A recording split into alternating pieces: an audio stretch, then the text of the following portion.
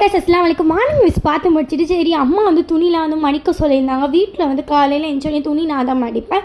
அது மடித்து முடிச்சுட்டு எங்கள் வீட்டுக்கு வந்து ரிலேஷன் வந்திருந்தாங்க. சரி டிவி பார்க்கலாம் நெட் பண்ணால் அந்த பையன் ஆஃப் பண்ணி விட்டால் சரி இப்படின்னு ஆன் பண்ணி சரி வீட்டு பெருக்கிற வேலை இருந்துச்சு. எல்லாமே ரொம்ப டஸ்ட்டாக இருந்துச்சு வீடு.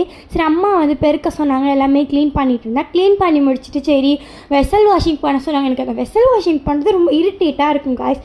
சரி சொல்லி வெசல் வாஷிங் பண்ண போயிட்டேன். வெசல் வாஷிங் பண்ணிகிட்டே இருக்கப்போ சரி எனக்கு ரொம்ப பசிக்க ஆரம்பிச்சிச்சு. சரி என்னம்மா லன்ச் பண்ணிங்கன்னு கேட்டால் அம்மா சாப்பாடும் கீரை குழம்பு சொல்லியிருந்தாங்க. சரி அம்மா எனக்கு போட்டு கொடுத்துட்டு தாளிக்கவே இல்லை. எனக்கு தாளிக்காமல் சாப்பிட்டேன் எனக்கு பிடிக்காது. சரி தாளிச்சிட்டு சாப்பிட்லான்னு சொல்லிட்டு தண்ணி தாக எடுத்துச்சு. சரி போய் ஐஸ் வாட்டர் குடிக்கலான்னு சொல்லி ஃப்ரிட்ஜை ஓப்பன் பண்ணுங்க.